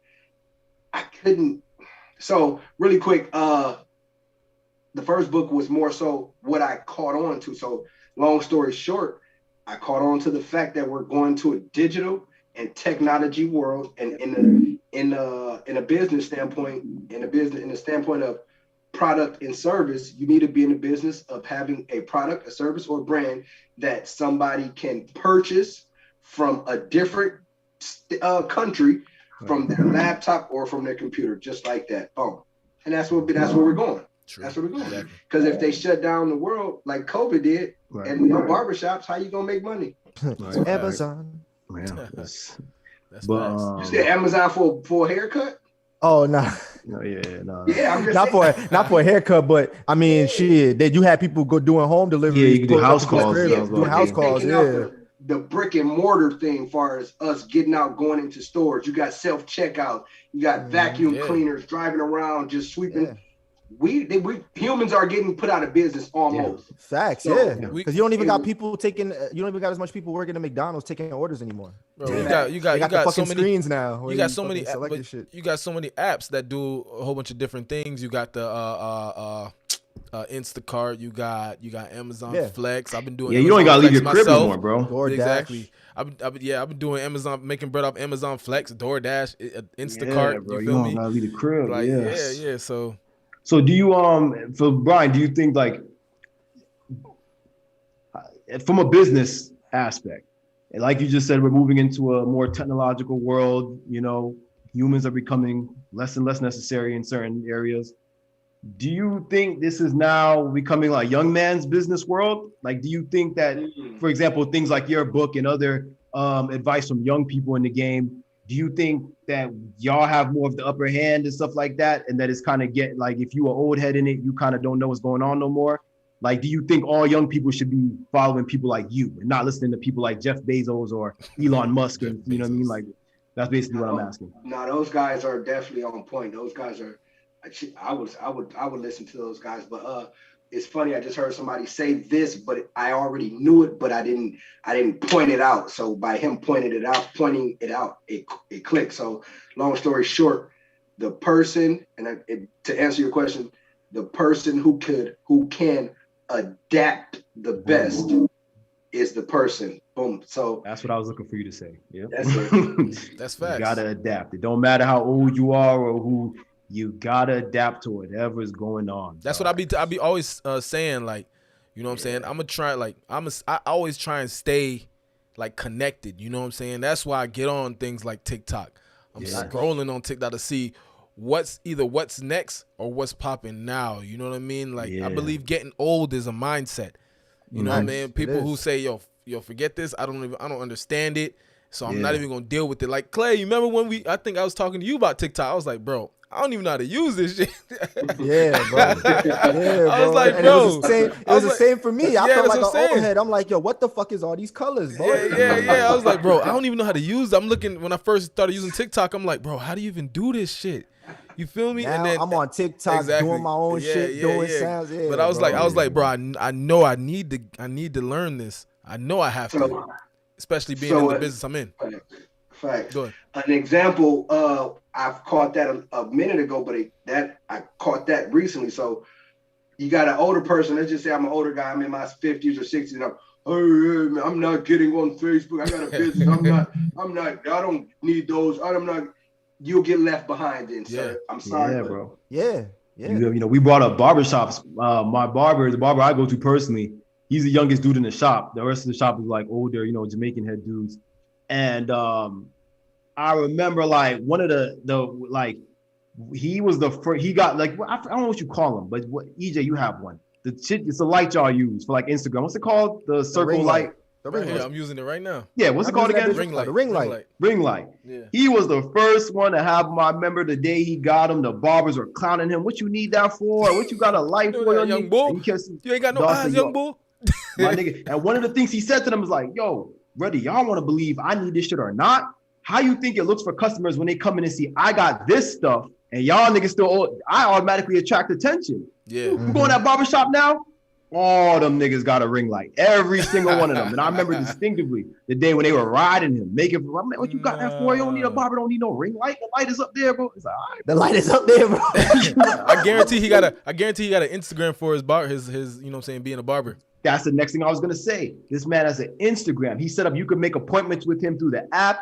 These other you go into his name's JD. You go into JD's shop, niggas is lined up. You waiting to go sit in JD's chair. The other barbers is in their chair on Instagram scroll. And he talking to me the other day. He said, "Yo, Jay, you see what I'm saying? Look at what I try to. Some of these very guys, they asked me about the appointment thing. I tried to download the app for them on their phone and show them the app how to use it. They couldn't be bothered, so they said, no, I don't want it. Blah blah blah. Word. Now they in their chair sitting there scrolling. Wow, you know what I'm saying? Where they can't get no customers. Waiting in line, like we gotta adapt. The world is because if you got few customers and they asking, all right, who in here can I make open my phone and make an appointment with? Only JD. So you know what I'm saying? Like, you know, like Brian said, like you gotta adapt, bro. That's the only way. Only way is to adapt. Facts, bro. That's big. For sure. And so you guys know they got a virtual mall coming out pretty soon. Like I know they got virtual everything coming out, bro. Everything, bro. Virtual, everything gonna be virtual, man. Everything, because like like Don was saying, like all this shit, like Instacart and Amazon Fresh, all this stuff. You don't even ship. You don't gotta leave your the world gonna be like Wally, boy. Bro, that ass is getting there. If not already, you know what I'm saying? Like, one thing I heard today, not to interrupt, but one thing I heard today was that the gas prices are gonna keep going up. Oh yeah, because what it's trying to do is like it's trying to forward the economy to getting electric cars. Yeah, that's what I said the other day.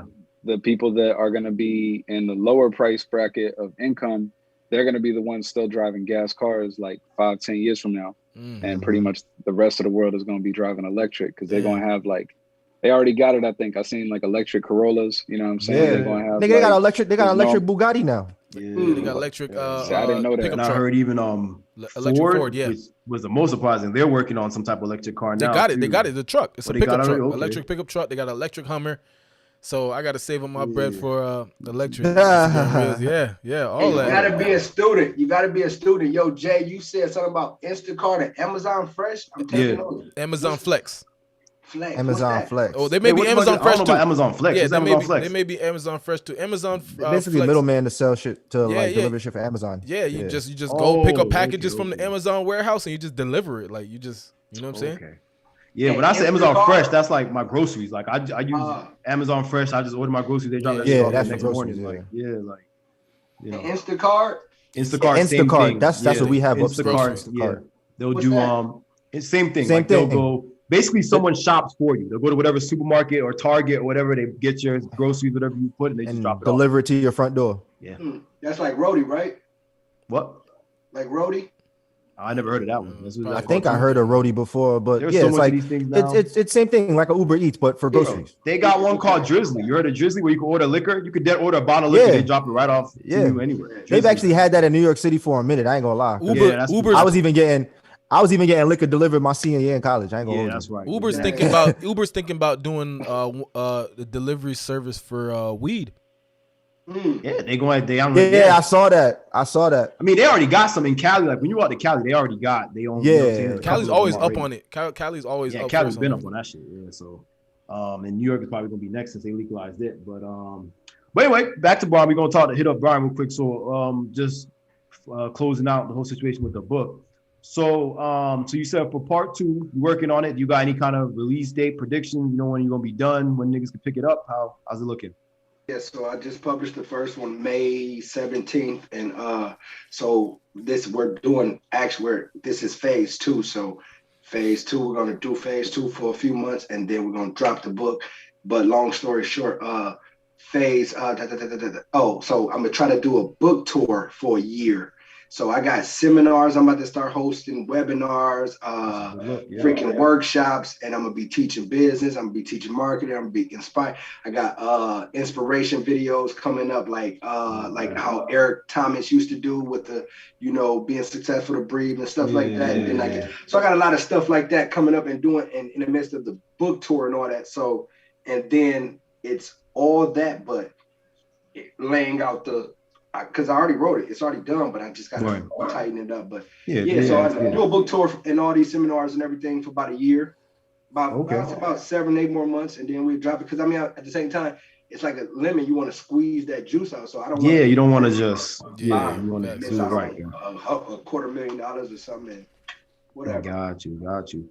Okay, and that's what I was going to ask you too. At the end, what else you was, as far as like what else you was working on related to the book. Like you said, you got a book tour and stuff going on, so we definitely gonna keep up to date on that. Keep us in mind on that book tour, man. Once you got them dates, I would love to do a, you know what I'm saying, maybe we can collaborate on, you know what I'm saying, some kind of pop-up TV tour type. Yeah, something, bro. We can put something together interview for real. You on spot at the on the tours or whatever, especially if you come out to New York, Y'all, we said it at the beginning. I see excellence on this stage. All 4 of y'all excellent. And freak, I just thought about it, but so I was when I'm sitting here, I'm just like, dude, I see how Kevin Hart will be feeling when they be on ESPN and everything, when they at the end they be like, man, we got to do this again. Y'all got to get me back on. The camaraderie be there.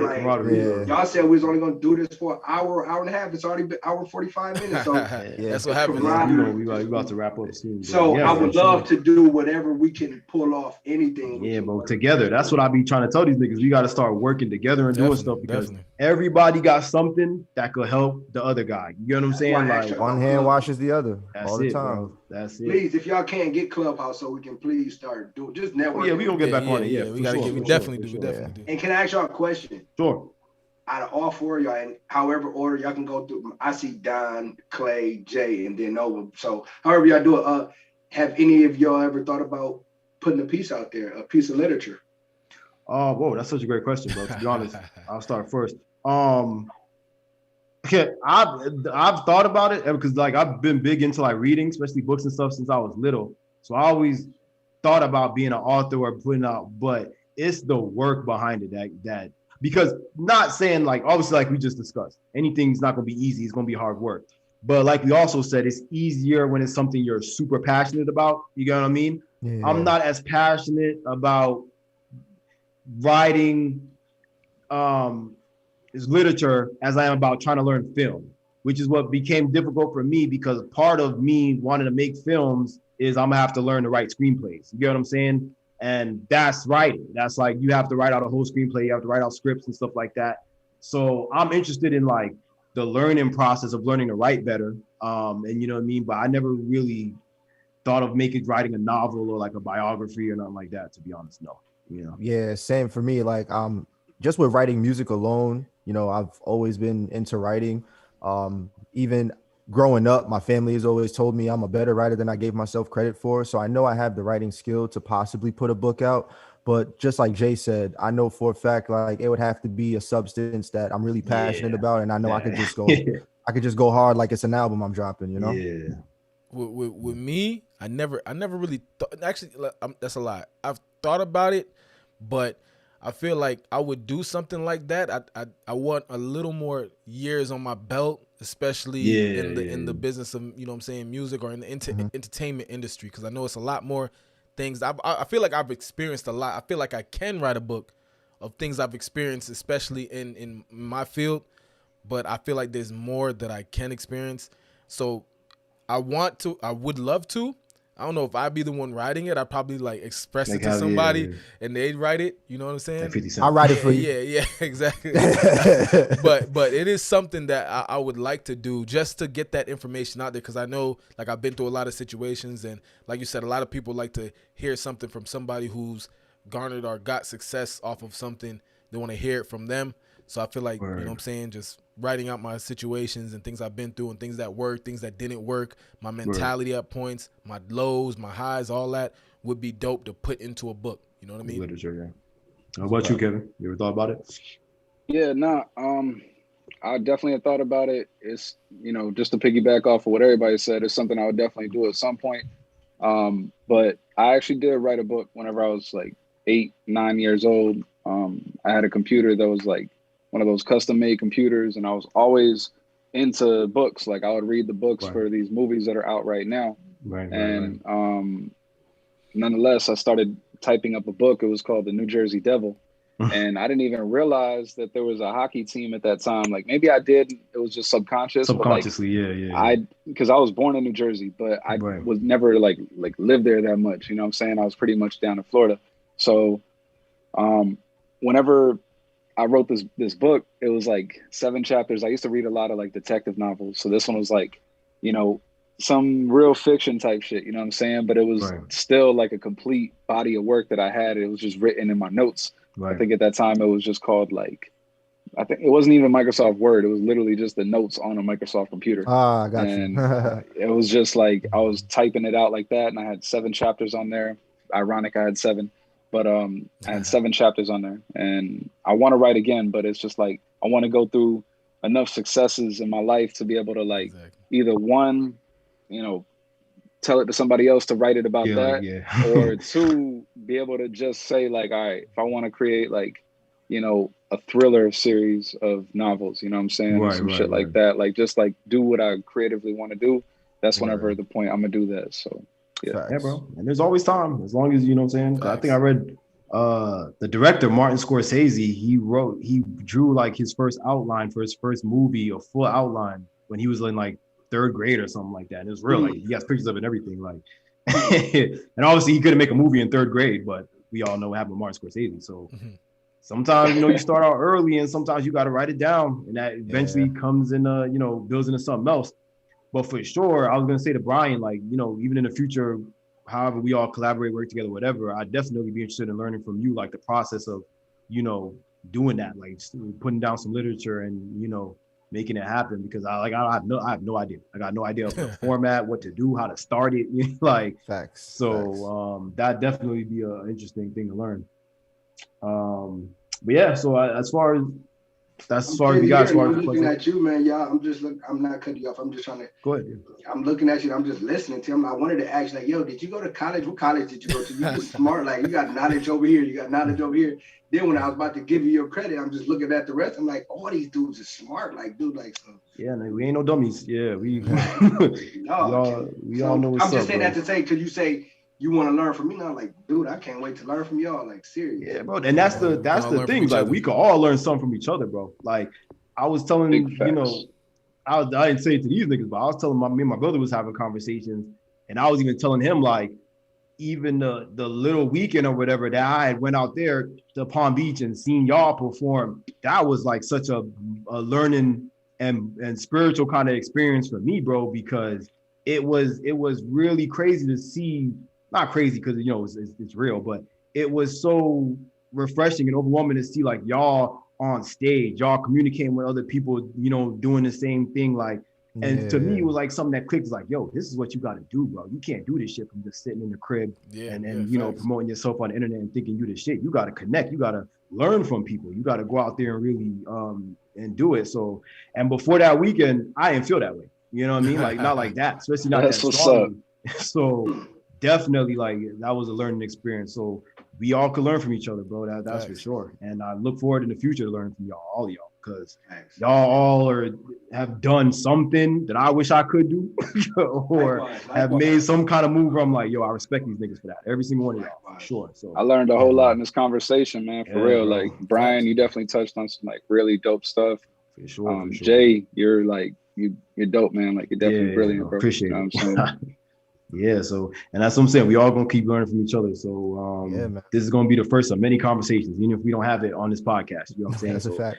It is what it is. But if y'all can, man, I like what y'all doing. Keep that up, man. Like, Noah just jumped in and y'all just keep, even to everybody outside of this, keep what you encouraging people, telling them, man, y'all brilliant, y'all. Oh yeah, of course. Keep doing that, because it's only gonna come right. The energy is coming right back to y'all. Yeah, life is love and karma is real. I always say that. Always real, and I tell niggas all the time, even if you can't respect someone for their specific art, even if you don't like it, you don't like how they do it, respect their hustle, respect what they doing, respect the fact that niggas is not stopping. This is a constant thing. Waking up every morning. If anybody that follows these two niggas on Instagram know, like AJ and Clay, like, it's a constant, it don't stop. Facts. That's what it takes. That's what it takes. Yeah. So that's what it is.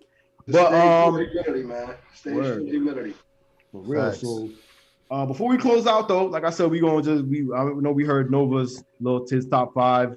So let me get Clay, if you got your top 5, or even if you want to do top 3, you don't gotta say the whole 5. Who you rocking with? I mean, top 5, just as far as like who's inspired me growing up. I'd be a fool if I didn't say Biggie. I'd be a fool if I didn't say Nas. I'd be a fool if I didn't say Pac, just like, the rest of us. But I also got to give flowers where it's due, and definitely much love to Jadakiss. I've learned a lot of, the wittiness and, as far as like sounding like you having fun and just really having fun when it comes to music while still bringing that punch. I learned a lot from him. And then I would say 50, but 50 put me on to another good lyricist who dropped a dope album recently, Lloyd Banks. And I ain't gonna lie, Lloyd Banks has been back with some shit lately. Project was nuts, man. That project was crazy. I listened to it. He still got it. He still got it.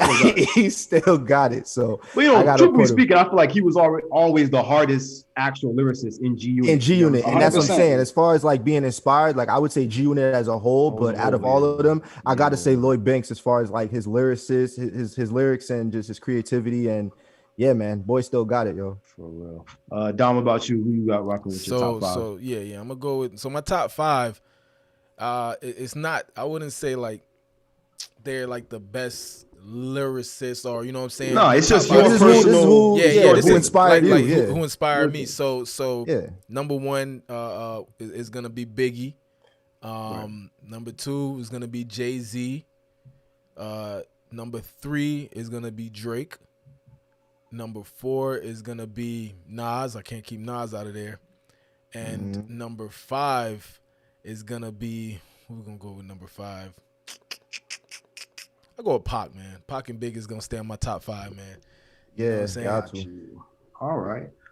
Jay, can I slide you a five real quick? Go ahead. Go ahead. What's your five? It's this basic. I'm gonna give y'all them basic ones. Y'all did not the basic, but you gotta give Big. Right. You gotta give Pac his. And bro won my. I didn't grow up listening to him, but when he dropped that, I think it was called 44. That 44, I think it was that 44. That went crazy. He talked. Jay, the 444. Yeah. That boy, he talked so much crazy. Yeah, you were saying some shit on there, yeah. And then I would say Wayne just for his whole legacy of Wayne's legacy. Oh yeah. But I'm gonna throw two more last ones in there just on the Andre 3000. Stacks. I respect that. And I'm gonna slide a newbie in there for real, just because them lyrics be crazy and his delivery is just. I think it's Toby. Oh, I think I know you're talking about the dude. He rapped with his wife or his family type shit. Yeah, I fuck with him. I gotta look him up. I ain't never heard Toby. You said I never heard him. He's kind of lit. Yeah, okay, I'm gonna look him up. He be spitting, but yeah, that's six. But you say Wayne. For a lot of people keep Wayne off their top five. I don't know why. I should have put him on. I may switch him with Pac because like I fuck with Pac, but like. The thing is, a top five is not fair to somebody that's a true fan of this shit. Because top five. You need a bigger list than just you know. What I'm saying? Eminem is in top five. Facts. Eminem is a top five. I can't cap. Yeah, Eminem did inspire. We y'all remember that we was fucking with Eminem heavy when we was young boys. That's what I was gonna say. That's what. Not only that, you remember all the summers where we was only listening to like Wayne, my nigga. Yeah. It was one summer. Wayne and Kanye, like. But you right. But if you playing 2K, brother, and you can only put 5 men on that court, so you gotta pick 5. So that's why. It's difficult sometimes.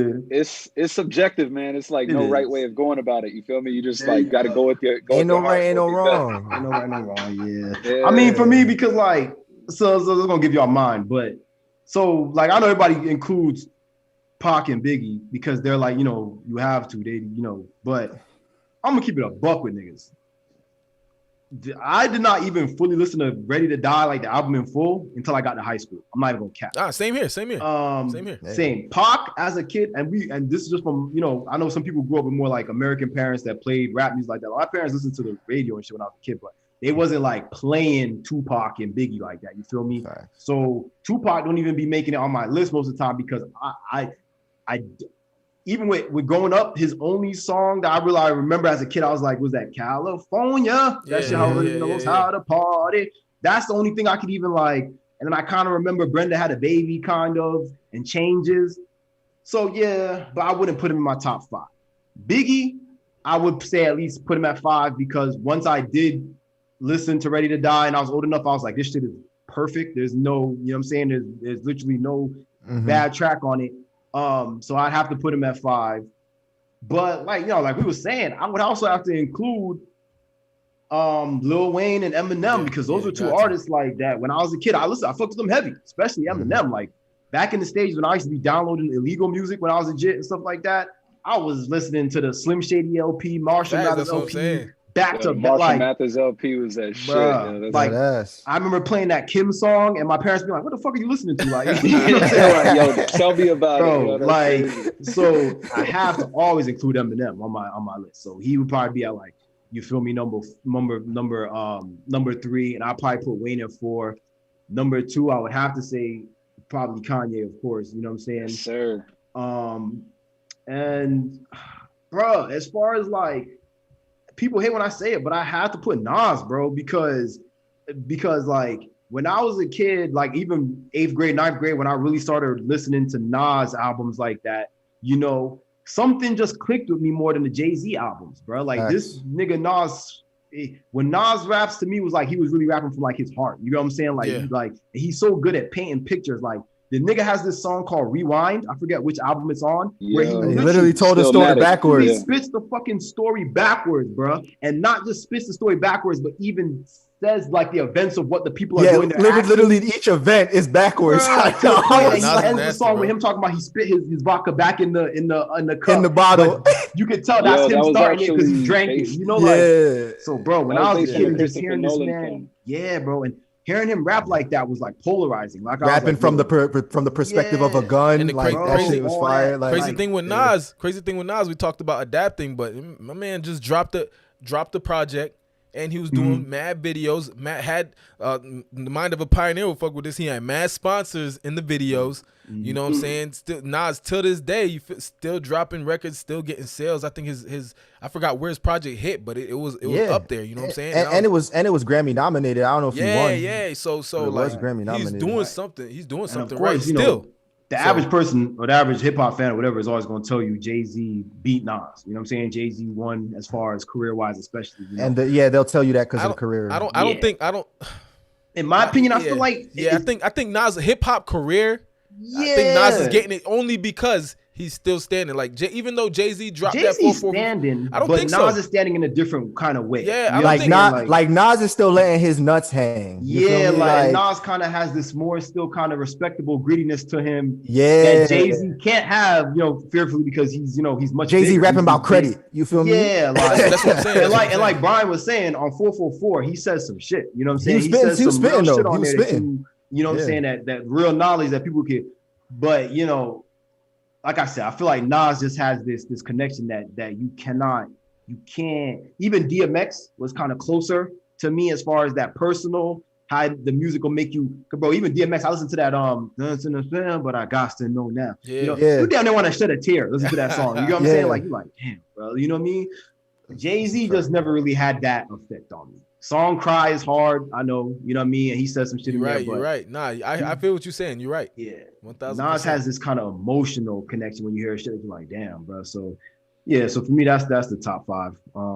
Yeah. But shout out, who said 3 stacks? Who said 3? It was Brian. Brian, right? Yeah. Shout out 3 because a lot of people forget. A lot of people. Big Boy too. Big Boy was doing his thing, but obviously, 3 stacks is more the lyricist. He's more known for dropping them features and shit. That was hard. So. Definitely, because I never hear nobody say 3 stacks for sure. Yeah. So. Like I remember when there was a period where Andre 3 Stacks was dropping freestyles and popping up on remixes on songs. You like, what the fuck? Yeah, and he was going hard. Like he was wilded. I remember Kaleem. Shout out to Kaleem. Kaleem was putting niggas on. Yeah. I remember even at that verse and that one. What was it? That John Legend song was like "Ready to Go Right." Oh yeah, he snaps. Yeah, but his verse on there when you go, he snaps on it, bro. Like he really fucking snaps. Yeah, bro. Hey yo, have you ever heard this? Have you ever heard that what's that UGA that international players have? Yeah, international players have. Yeah, like his verse on that. That verse was fucking out this world from beginning to end. Yeah, that's one of the top verses of hip hop. Classic, yeah, facts. That's what I was gonna say. Like not only is that one of the best songs in hip hop period, like you said, is that verse that particularly is one of the top line verses for line. I've ever That's heard. Line for line, because he was spitting some shit. Real shit. Yeah. So yo, boom. I don't know if y'all got anything else, but it was a pleasure talking to y'all. 2 hours. I had bust moves. Learned so much. I know Clay got to go and stuff like that. And it's 11 o'clock, bro. I'm sorry we kept you. It's all good. Niggas ain't hitting me back, so I just know that they having fun at the stew. I just gotta go join them. Hey yo, y'all got any updates on that game yet so far? Word, Clay, any update on the game? I was gonna give y'all an update, but I keep fucking missing the score, and of course it's on commercial right now, so I'll probably give it to you off the episode too. So we'll see. Nova, thank you so much, bro. Thank you for your time, because I know you got stuff to do. Same with Brian. I know you got stuff to do, and y'all gave us y'all time. Y'all talked to us about y'all projects. Everybody that's listening, thank you. Everyone that was in the chat holding it down, thank you. Please, when you get the chance, check it out. Okay, so the score is 88. Ooh, I know. I think people have this one, boy. One thing I want to mention to everybody who's watching right now, and obviously 78. For the snippet afterwards, we got the Cash App in the description.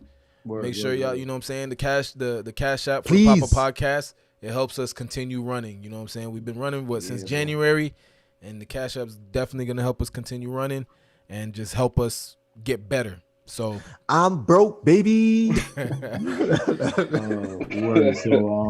the Cash App at? I don't see it. Oh, I put it in the description after, but it's probably it'll be in the description. Y'all know this was me the whole time. Yeah. I realized afterward. I realized after.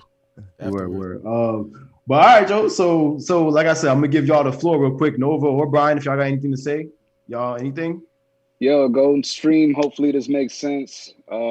Do that. Let me know what you think about it.